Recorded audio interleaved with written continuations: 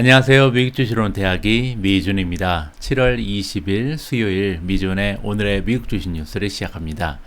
여러분들 무더운 여름 즐겁게 보내고 계신지 모르겠습니다. 저도 개인적으로 여름을 너무나 사랑하는 사람 중에 한 명인데요.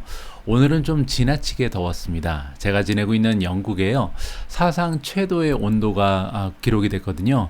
이 기사에 잠깐 나와 있는 것처럼 40.3도가 기록이 됐는데 영국 역사상, 그러니까 기상청이 만들어지고 나서 이렇게까지 더운 날은 없었다고 합니다. 따라서 유례가 없었던 최고로 더운 날이 바로 오늘이었다. 저 예전에 제가 한번 말씀드렸지만 영국 사람들은 뭐 에어컨은 물론이고요. 집에 선풍기도 없는 사람이 많이 있거든요. 그래서 아마 오늘 하루 굉장히 좀 고통을 받는 사람들이 많이 있었다라고 생각이 듭니다. 조금 씁쓸한 거는요, 이 모든 기상의 변화가 이 온난화 현상 때문에 나타나는 거잖아요. 따라서 자연이 훼손되고 우리가 다시는 좀 돌아오지 못하는 강을 건너는 것이 아닌가 이런 걱정도 되고요. 그렇기 때문에 이제 뭐 테슬라라든지 여러 가지 환경에 좀 도움이 되는 이런 기업들이 빨리 발전을 하고 좀 에너지 자체도 친환경적인 쪽으로 좀 발전을 돼야겠다 이런 생각도 아울러서 해봤습니다. 오늘 너무 더워서요. 우리 아이들과 저는 지금 거실에 지금 뭐 놀러 온 것처럼 이렇게 같이 자기로 했거든요. 4명이서 선풍기가 한 대가 있어서 같이 이제 그 선풍기를 맞으면서 잠을 청해 볼까 합니다. 2층에 이제 베드룸이 있는데 오늘 2층은 완전히 한증탕입니다. 그래서 도저히 잠을 이룰 수가 없는 상황이더라고요. 그래서 저도 이 방송이 마무리가 되면 우리 애들하고 오래간만에 4가족이 한꺼번에 이제 거실에서 누워서 잠을 청해 볼까 합니다. 자, 지금 시간이 영국 시간으로 9시 36분입니다. 근데 여기 보시면 왼쪽 아래쪽에요. 31도라고 써 있죠. 지금 현재 비가 좀 오고 있거든요. 그런데도 온도가 31도입니다. 정말 열대야도 이런 열대야가 없거든요. 비가 방금 전에 오기 시작했는데 그 전까지 한 1시간 전만 해도 온도가 34도, 35도까지 머무르고 있었습니다. 오늘 이 날씨는요, 굉장히 오랫동안 추억으로 남을 것 같습니다. 자, 내일부터는 다시 선선한 바람이 불을 깨고 또 이제 영국의 본연의 날씨가 또 등장을 할 거거든요. 그때 되면 또 더운 오늘이 굉장히 그리워질 날이 올 것 같습니다. 자, 무더운 날씨를 만끽하면서 보내드리는 7월 20일 오늘의 미국 주식 뉴스 바로 시작합니다. 어제 미국 증시는요, 마치 영국의 무더운 날씨를 소나기가 이렇게 식혀두시지 정말 시원하게 한바탕 올라갔습니다. S&P 500이 2.76% 상승을 했고요. 다우존스가 2.43% 올라갔습니다. 나스닥이 가장 좋았는데 무려 3.11%, 뭐 나스닥 지수가 이 정도 올라갔으면 거의 폭등이라고 봐야겠죠. 자, 그리고 중소형주가 모여있는 러셀 2000은요, 무려 3.50% 상승했습니다. 따라서 3대 지수 모두 굉장히 좀 강력한 모습을 보여줬고 또 중소형주, 즉 성장주 위주로 굉장히 좀 주가가 많이 올라가는 하루였다. 이렇게 정리가 가능하겠죠. 자, 어떤 종목들이 어느 정도 올라간지 굉장히 궁금해지잖아요. 어제 실버게이트가 무려 22.37%가 올라갔습니다. 제가 개인적으로 관심이 있었기 때문에 이제 저의 4차 산업혁명 포트폴리오에 넣어놨을 거 아니에요. 그런데 개인적으로 매수 시점을 놓친 것 같아서 좀 배가 아픕니다. 어쨌든 실버게이트에 투자하고 계신 분들 굉장히 좀 축하의 말씀을 드리고 싶고요. 에디타스 13.6%, 최근에 이제 주가의 흐름이 굉장히 좋은 주식이 에디타스죠. 코인베이스도 12.2% 올라갔고요. 오픈도어가 9.94, 펠로톤 8.92%, 시리미티드 8.81 올라갔고요. 그리고 인텔리아가 8.52%, 업스타트가 8.39, 퍼시픽바이오가 8.03, 파이버 7.52, 온세미컨덕터 6.97, 테라다인이 6.37, 쇼피파이 5.62, 크리스퍼 5.57, 엔비디아 5.53, 뭐 골고루 성장주 위주로 굉장히 좋은 추세를 보여준 하루였다는 것을 우리가 금방 간파를 해볼 수 있을 정도로 굉장히 좀 많은 종목들이 커다란 추세로 상승 곡선을 그었다. 이렇게 정리가 가능할 것 같습니다. 자, 반면 메가테크 기업들의 성적도 살펴봐야겠죠. 어제 분위기가 가장 좋았던 종목은요, 넷플릭스입니다. 넷플릭스가 장중에 5.61%가 올라갔거든요. 그런데 이게 끝이 아니죠. 5.61%에서 올라가고 그리고 이제 시장이 마감되고 어닝 발표를 했습니다. 자, 그런데 어닝 발표가 어떻게 나왔냐면요, 레비뉴 매출이 9% 올라갔는데 더 좋은 점은 뭐냐면 이 예전의 가이던스로요, 구독자 수가 200만 명 정도 감소할 가능성이 있다라는 워닝을 안겨준 게 바로 넷플릭스였거든요. 그런데 실제로 2분기 동안 구독자의 수가 100만 명도 감소하지 않았습니다. 따라서 걱정했던 것보다 훨씬 더 구독자 감소의 그 추세가 약화가 되면서 주가가 반등을 하는 그런 계기가 됐겠죠. 그래서 보시는 것처럼 시장이 마감된 이후에 지금 7% 정도 추가로 올랐습니다. 따라서 어제 하루 하루 동안 넷플릭스는 지금 12%, 13% 이상 급등을 하고 있는 중이다. 따라서 그동안 75%라는 엄청난 하락폭을 보였던 넷플릭스가 반등을 시작하고 있구나. 빵 중에 한 기업이 바로 이 넷플릭스잖아요. 따라서 이 넷플릭스가 이렇게 많이 올라간다는 것은 전반적인 테크의 분위기를 좀 반등시켜 줄 수 있는 기회가 될 수도 있다. 이렇게 정리가 가능할 것 같습니다. 자, 마지막까지 또 다른 종목을 봐야겠죠. 넷플릭스뿐만 아니라요. 어제는 엔비디아도 5.53% 올라갔고요. 메타 플랫폼즈 5.11%. 엔비디아도 그렇고 메타 플랫폼즈도 그렇고 가장 많이 빠졌던 종목이잖아요. 따라서 어제 하루는 많이 빠진 종목이 더 많은 상승을 보여주는 그런 하루였다는 것을 우리가 직감해 볼 수가 있고요. 구글도 4.29%, 아마존이 3.94%, 애플이 2.67%, 마이크로소프트 2.08%, 테슬라 2.07%. 모든 메가테크 기업들이 골고루 좋은 추세를 보여주는 기분 좋은 하루였다. 이렇게 정리를 해드리면 될 것 같습니다. 자, 오늘 첫 번째로 준비된 기사는요, 매크로 관련된 소식을 준비해 봤습니다. 웰스파고라는 투자 기관 아시잖아요. 이 웰스파고에서 가지고 있는 하나의 인덱스가 있다고 합니다. 애니멀 스피릿 인덱스라고 부르는데, 우리가 해석을 해보면 야수의 심장을 가진 인덱스, 아니면 동물적인 본능을 가지고 있는 인덱스, 이 정도로 이제 해석이 가능한데 굉장히 좀 이름이 재밌죠. 자, 그런데 이 인덱스가요, 지금 시그널을 주고 있다. 그래서 리세션에 빠져들 가능성이 굉장히 높다라고 지금 웰스파고에서 걱정스러운 모습을 보여주고 있다. 이렇게 해석이 가능하겠죠. 자, 웰스파고가 측정을 하는데 이 측정 도구가 바로 앞에서 우리가 봤던 이 야수의 본능 인덱스라고 보면 되겠죠. 자, 그래서 어떠한 측정을 하게 되면 전반적인 그 경제적인 상황에 대해서 측정을 해주는 그런 지수라고 보면 되죠. 근데 굉장히 좀 안 좋은 네거티브 테리토리니까요, 마이너스 쪽으로 떨어져 있다라고 얘기하면 될 것 같습니다. 자, 그런데 문제는 이렇게 한 달만 마이너스로 떨어진 것이 아니고요. 지금 6개월 연속으로 이너로니까 이제 쉬지 않고 쭉 연결되는 거거든요. 따라서 6개월 연속으로 이 지수가 마이너스를 보여줬다. 이렇게 해석이 가능합니다. 자, 애니멀 스피릿 인덱스가 지금 0.36인데 앞에 이제 마이너스가 붙었잖아요. 그래서 6월 달에 마이너스 0.36을 보였고 5월 달에는 마이너스 0.4였으니까 조금 수치가 좋아지긴 했습니다. 그래도 이제 똑같이 마이너스라는 게 중요하고요. 여기 나와 있는 것처럼 6달 연속적으로 지금 마이너스를 보여줬기 때문에 이렇게 이 애니멀 스피릿 인덱스가 연속적으로 6개월 동안 마이너스를 보이게 되면요, 어떠한 트렌드랑 연결이 되냐면 보통 지난 과거에 있었던 리세션이 발생하는 그런 계기가 됐었다. 따라서 이 지수가 이렇게 6개월씩이나 연속적으로 마이너스를 보이면 과거에는 항상 리세션이 찾아왔었다. 이렇게 우리가 의역을 해볼 수가 있습니다.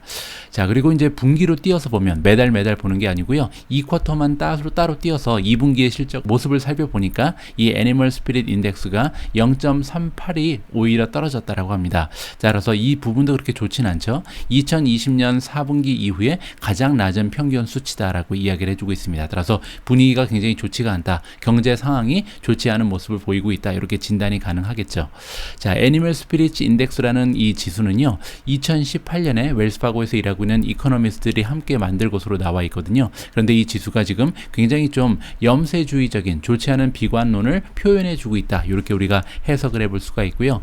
자, 이 인덱스가 지금 어떠한 그 근거를 가지고 만들어졌는지를 여기서 설명을 해주거든요. 창조가 됐는데 어떠한 식으로 만들어졌냐면 여러 가지 다양한 경제를 대표할 만한 다양한 비헤이비어들, 그러니까 행동들 있잖아요. 이런 행동의 모습을 묶어서 만들어진 것이 바로 애니멀 스피릿 인덱스라고 설명을 해주고 있습니다. 따라서 경제에서 가장 중요한 섹터들의 모습을 묶어서 만들어주는 지수다. 이렇게 표현이 가능하고요. 자, 어떠한 것들이 기준이 되는지 여기 나와 있죠. 첫 번째는 S&P 500이 어떠한 추세를 보이는가, 이 부분이 가장 중요하고요. 두 번째로 여기 컨슈머 컨피던스 인덱스로 나와 있죠. 그래서 우리 같은 소비자들이 얼마나 지금 돈을 잘 쓰고 있는가. 그래서 조금 이제 겁을 먹고 지갑을 열지 않으면 이 지수가 떨어지겠죠. 따라서 지금 소비자들의 분위기를 얘기한다. 이렇게 보시면 되고요. 세 번째로 10년 그리고 3개월짜리 국채 금리의 얼마나 떨어져 있는가. 이 부분을 우리가 스프레드라고 부르거든요. 그래서 장기 국채 금리 그리고 단기 완전히 짧은 게 3개월이잖아요. 그래서 이 짧은 국채 금리와의 그 차이를 우리가 어느 정도 이제 벌어져 있는가 이 부분을 살펴본다고 합니다. 자, 빅스 지수도 보죠. 공포 지수라고 우리가 보는 거고요. 마지막 다섯 번째로 이 Economic Policy Uncertainty Index라는 게 있다고 합니다. 그래서 불확실성이 얼마나 지금 좀 커져 있는가, 가시성이 얼마나 되는가 이 부분을 살펴본다는 거죠. 자, 이렇게 다섯 가지 중에서 지금 중요한 부분이 좀 언급이 되고 있는데요. S&P 500 지수가 여러분들 잘 알고 계신 것처럼 2분기에 굉장히 좋지가 않았죠. 따라서 1분기의 평균에 비해서도 무려 457포인트가 추가적으로 하락을 했습니다. 따라서 이 부분 굉장히 좋지가 않고요.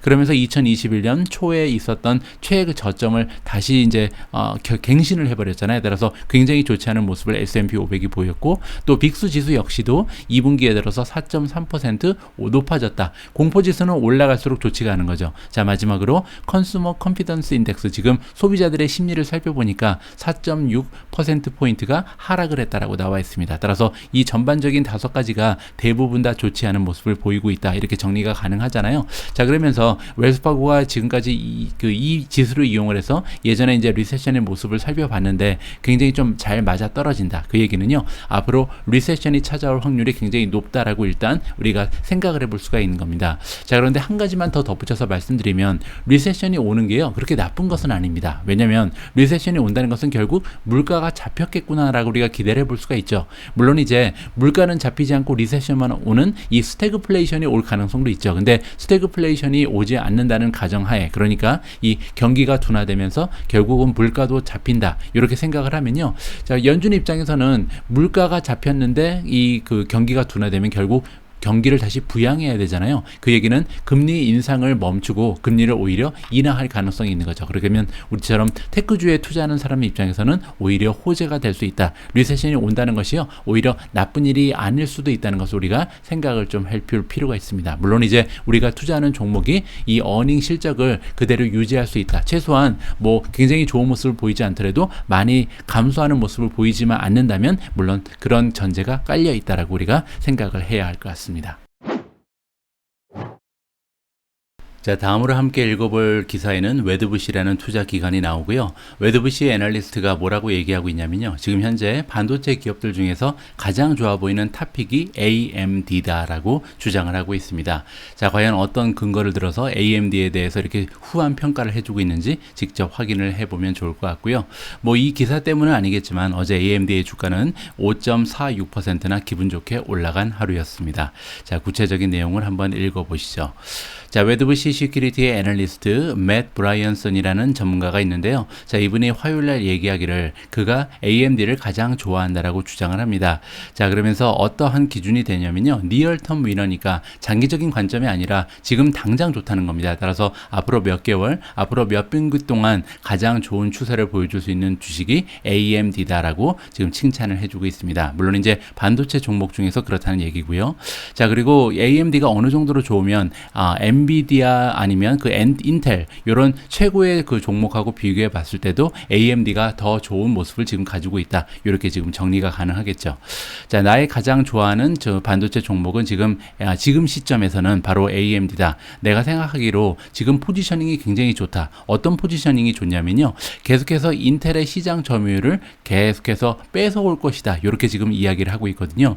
자, 브라이언슨이 얘기하기를 그가 지금 기대하는 모습은 뭐냐면, AMD가 계속해서 추가적으로 그 시장 점유율을 인텔로부터 가져올 것이다라고 지금 예상을 하는 것 같습니다. 어떤 부분에서 그러냐면요, 두 가지 부분에서 다 그렇다고 좀 얘기를 하고 있죠. 가장 중요한 두 개의 카테고리가 있는데, 하나는 서버고요. 서버는 이제 데이터베이스를 얘기하는 거죠. 데이터베이스 쪽에도 지금 계속해서 시장 점유율을 뺏어오고 있고, 또 하나는 이제 PC 부분도 그렇지 똑같은 현상이 발생하고 있다. 따라서 지금 AMD도 그렇고 인텔도 그렇고 사실 그들이 그 만들어내는 그 매출 중에서 가장 중요한 부분이 바로 이 두 부분이잖아요. 근데 이 두 부분 모두 AMD가 인텔의 시장 점유율을 계속해서 뺏어오고 있는 중이다, 이렇게 지금 정리가 가능합니다. 자, 그러면서 덧붙여서 이야기하기를 내가 지금 보기로는 이러한 그 추세 있잖아요. 그러니까 인텔이 지금 시장의 1등인데 시장의 그 점유율을 계속해서 2등인 AMD가 뺏어가는 중인데, 이러한 추세가 2024년에서 2025년까지는 계속 진행될 가능성이 높다라고 지금 예상을 해주고 있습니다. 사실 이렇게 AMD가 인텔의 시장 점유율을 계속 가져가는 이유는요, 기술적인 문제거든요. 현재 그 AMD가 만드는 칩이 훨씬 더 성능이 좋다는 것이 지금 업계의 그 일반적인 의견입니다. 그렇기 때문에 어느 정도 신빙성이 있는 그런 주장이다라고 우리가 생각을 해볼 수가 있겠죠.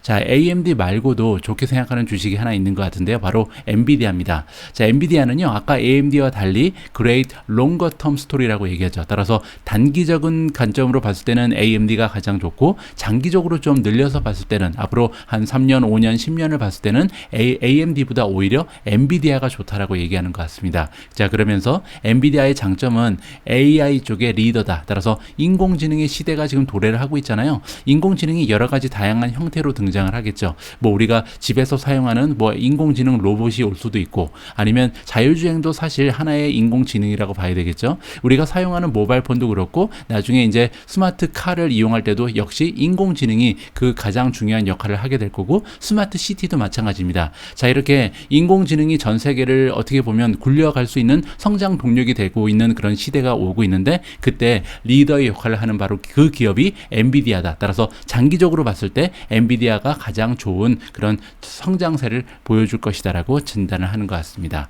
자, 그럼에도 불구하고 그가 믿기로는 이 엔비디아라는 기업은요, 단기적으로 봤을 때는 조금 안 좋은 헤드윈드가 있다. 맞바람이 좀 보인다는 거잖아요. 뭐 단편적인 예로 크립토 커런시가 굉장히 좋지가 않죠. 따라서 크립토 쪽에 그 영향을 많이 받을 수가 있고, 두 번째로 GPU 비즈니스도 좋지가 않다. 자, 소비자 GPU를 얘기하는데요. 이 부분은 왜냐면 재고가 엄청나게 쌓였거든요. 따라서 이 재고 문제 때문에 소비의 그 소비자가 그 좀 수요가 좀 줄어들 가능성이 있다. 왜냐하면 공급이 넘쳐나기 때문이죠. 이 두 가지 문제 때문에 아무래도 단기적으로 봤을 때는 엔비디아보다는 AMD가 훨씬 더 좋은 주가의 흐름을 보여줄 가능성이 높다. 이렇게 진단이 가능합니다. 자, 그리고요, 이 그 웨드부시 시큐리티 애널리스트의 주장 말고도 사실 우리 시킹 알파의 주장도 비슷합니다. 시킹 알파의 퀀트 레이팅이 있잖아요. 이 퀀트 레이팅을 보시면 현재 AMD는 스트롱 바이를 받고 있거든요. 그래서 AMD에 대해서 굉장히 좋은 의견을 가지고 있는 것이 지금 시킹 알파의 퀀트입니다.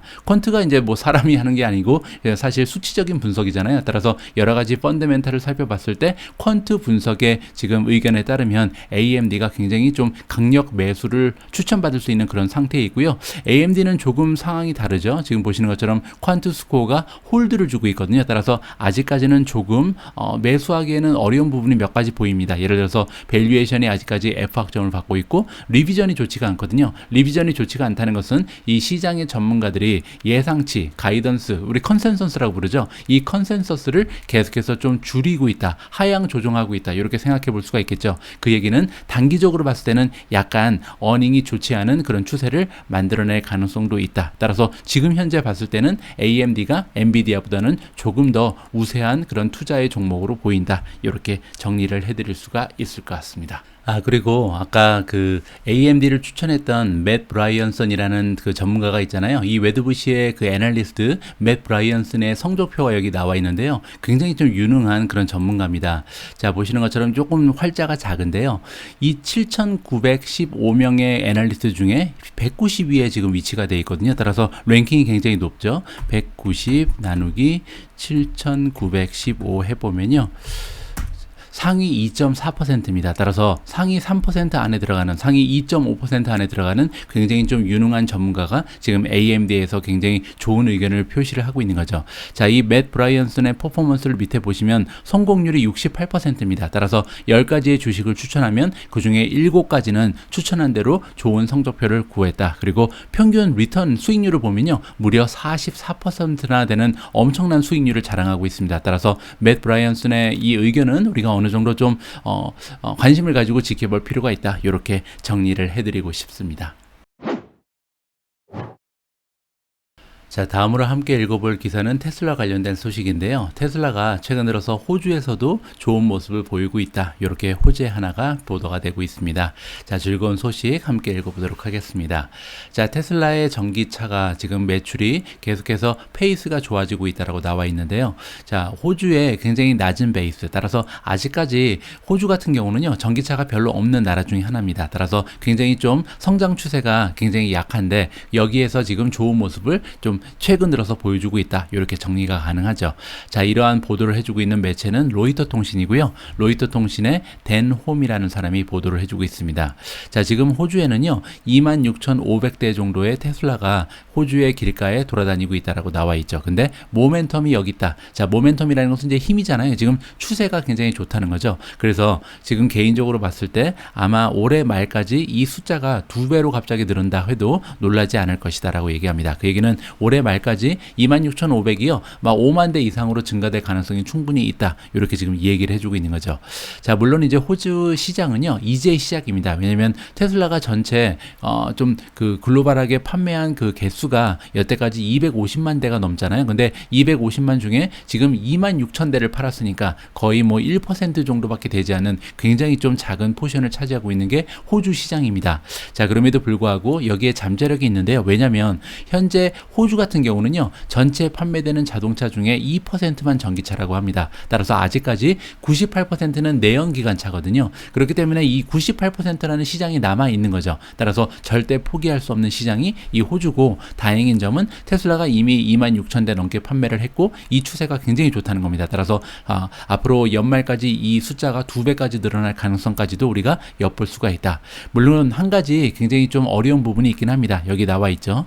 차징 스테이션 있잖아요. 그래서 좀 얼마나 빨리 이 차지 스테이션이 보급이 되는가. 전기차를 충전해야 되는데 충전소가 너무 없다는 것이 이 전기차의 성장을 방해하고 있다. 이렇게 나와 있거든요. 따라서 테슬라가 슈퍼차저도 계속해서 만들어놔야겠죠. 그게 이제 첫 번째로 좀 우리가 기대해 볼 수 있는 부분이고, 아니면 차지 포인트 같은 그 기업들이 있잖아요. 이 차지 포인트는 아직까지 유럽하고 미주 쪽에서만 이 확장세를 보이고 있는데 호주 시장도 어떻게 보면 굉장히 좋은 잠재력이 있지 않나 개인적으로 판단을 합니다. 따라서 다양한 이 전기 충전 기업들에서 이 호주 시장도 빨리 들어왔으면 좋겠다라는 바람을 개인적으로 가지고 있습니다. 자, 제가 다음으로 여러분들께 읽어드릴 기사는요, 쇼피파이 그리고 구글이 등장을 하는데요. 제가 개인적으로 판단했을 때 이 쇼피파이, 구글 두 종목 모두에게 굉장히 커다란 호재 하나가 발생을 했다라고 생각을 합니다. 따라서 두 종목에 지금 투자하고 계신 주주분께서는 관심을 가지고 한번 읽어보시면 좋을 것 같습니다.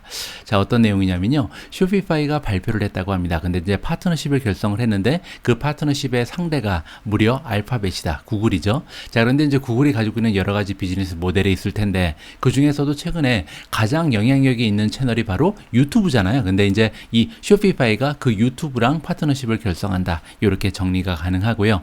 자, 쇼피파이가 유튜브를 통해서 어떠한 파트너십을 만들어내는지 여기 설명이 되어 있습니다. 쇼피파이는요, 그 플랫폼을 이용하는 상인의 숫자가 수백만 명이거든요.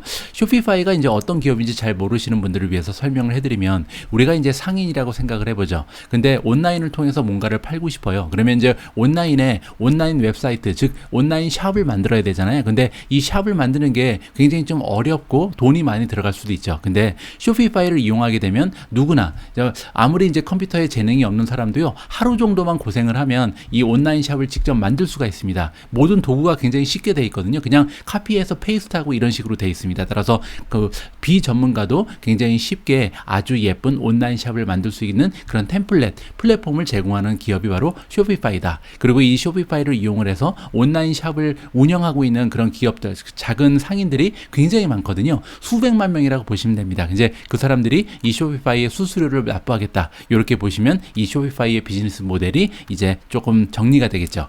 자, 어쨌든 이렇게 많은 상인들을 거느리고 있는 그런 플랫폼 기업이 쇼피파이인데, 이 쇼피파이가요, 드디어 유튜브를 통해서 이제 이 상인들이 물건을 팔 수 있게끔 도와주겠다. 이런 발표가 난 거거든요. 따라서 굉장히 커다란 호재라고 볼 수가 있을 것 같습니다.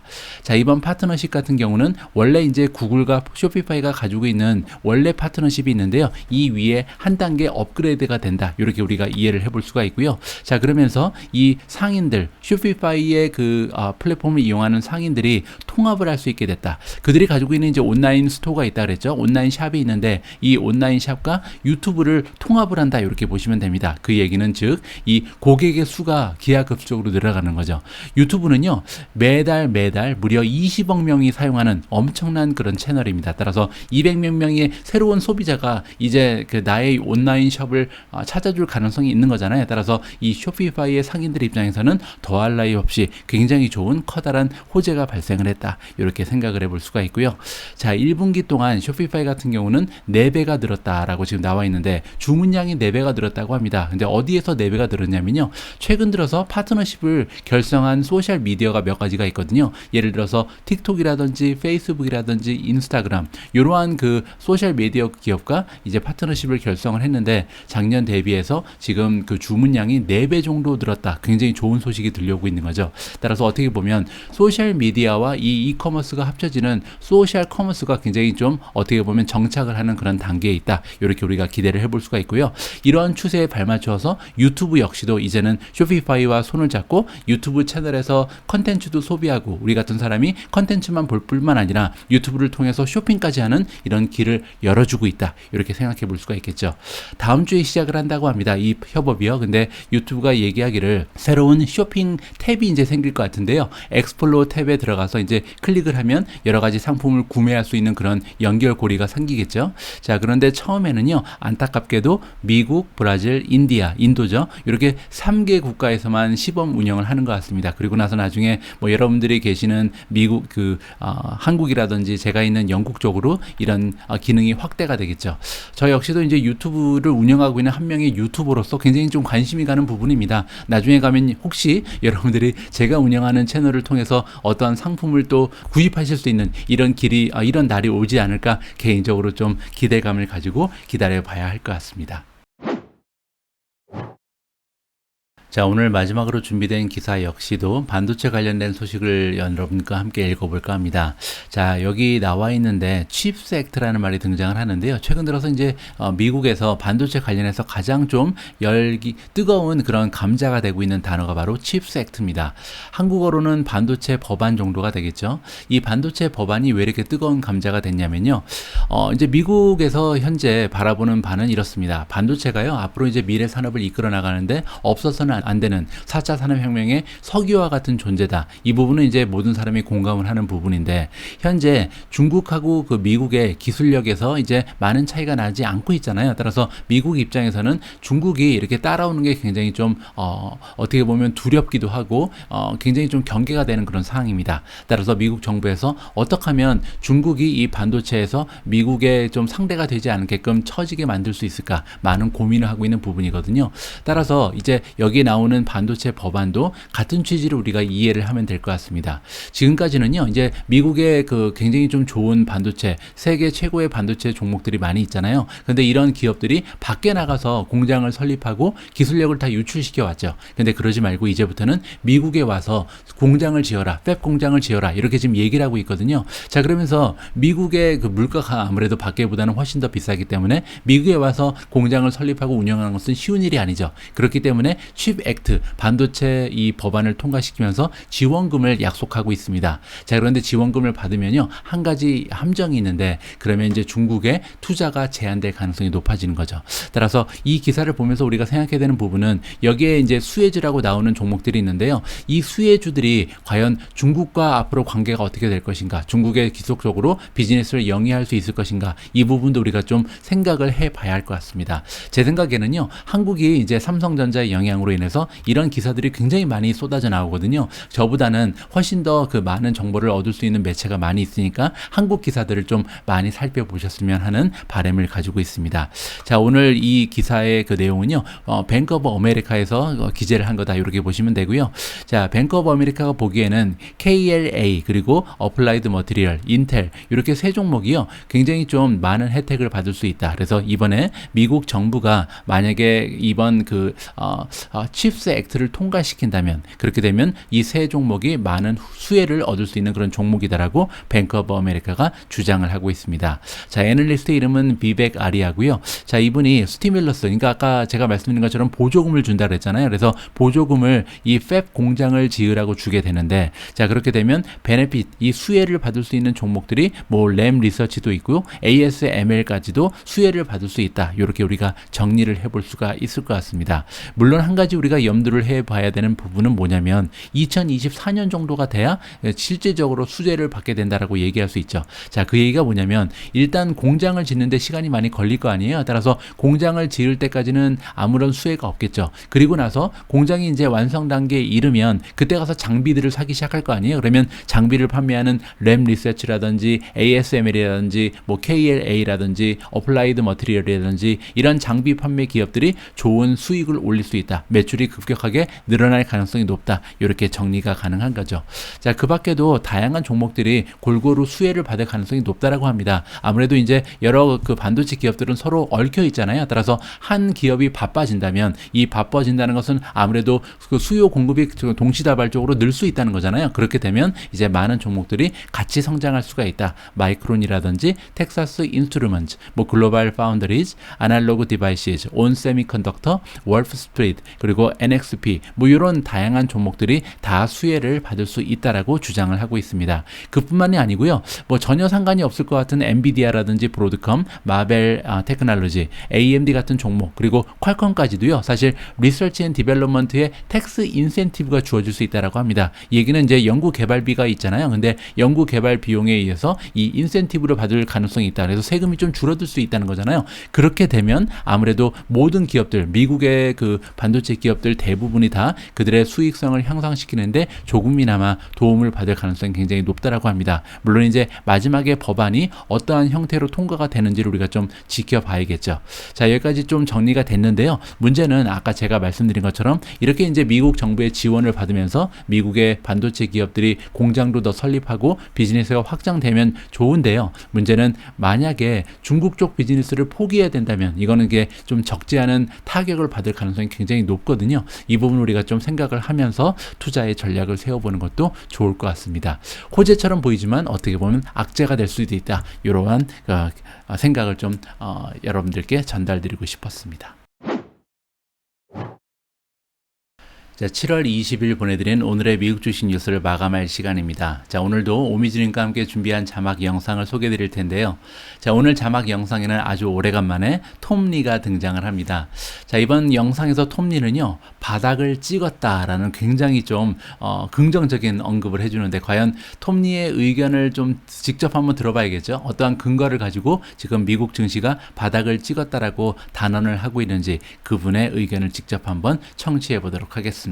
제가 오늘 준비한 내용은 여기까지입니다. 오늘 날씨가 워낙 더워서요. 제가 좀 횡설수설했을 수도 있는데 이해해 주시면서 방송을 시청하셨으면 좋겠습니다. 내일부터는요. 좀 날씨가 서늘해진다고 합니다. 뭐 서늘해져봤자 30도는 넘겠지만 뭐 오늘처럼 40도가 넘어가는 무시무시한 날씨는 아닌 것 같고요. 그래도 조금은 청량감을 가지고 다시 내일부터 방송에 임할 수 있을 것 같습니다. 자, 오늘 방송도 마지막까지 함께해 주신 모든 분들께 진심을 담아 감사의 말씀을 드립니다. 우리 모두가 미국 주식 투자로 은퇴하는 그날까지 다 함께 화이팅입니다. 행복한 하루 되세요. 감사합니다. Retail number, but not too good? Yeah, I think there's a couple things. One is the retail number because it shows that the economy is slowing but not broken. I also think this UMich survey was a big deal because it's corroborating that not only is gasoline down and the commodities down, but now consumer expectations of inflation have rolled over. Market expectations of inflations have been anchored. I think this pushes the Fed to be more measured, and we heard some of that comment yesterday. And finally, I think it's good news that stocks aren't getting obliterated every time we have a bad CPI print. Make the argument for me, if you would, Tom, that this is not a sell the rip market. That I shouldn't, if I have some positions that I still want to get out of, that I shouldn't take advantage of a day like this and do just that. I think the majority of people want to sell this rip. The reason I would say it's different is, unlike every pretext for the past few months where commodity prices were soaring and consumer inflation expectations were soaring and market-based inflation and interest rates were rising and even Fed funds hikes were rising, a lot of these are stabilizing or rolling over, which means this is putting the Fed in a position to go from being expeditious, chasing hikes, to being more measured. That's a huge deal for markets because now it gives markets a path to sort of see where rates will be. And keep in mind, in 80, 82, the stock market bottomed more than 3 months before Volcker sort of abandoned his Volcker moment policy. So I think that's why stocks are in a different place now than they were a month ago, and I actually think that's why second half could be quite strong. But even your own technician, Mark Newton, was suggesting just days ago, literally, that a new low was coming. And maybe the second half was going to be good, but not until you hit a new low in stocks. You sound like you're telling a little bit of a different story here. Yes, and one thing that Mark's been very consistent about expecting a lower low into the end of this month, end of July, is that that's going to be a touch, that he thinks that we might momentarily peak below the prior lows, but he's buying that because it's not the start of a new downtrend. And I mean, to me, that's the message. I don't think we're talking about accelerating downside. I mean, we've had earnings misses and companies aren't falling. I think that the upside risk is much greater now than the downside risk. But do you agree with him that we're going to put a new low in? You painted a picture at the beginning of our interview here that suggested otherwise. I'm not great short term, so if that's Mark's belief, I would defer to him. But do I think stocks have a lot of negative shock still in it? It would have to be the belief that the Fed suddenly feels urgency to go much faster. That doesn't seem to be priced into fixed income at all. So I'm in the camp that stocks have bottomed.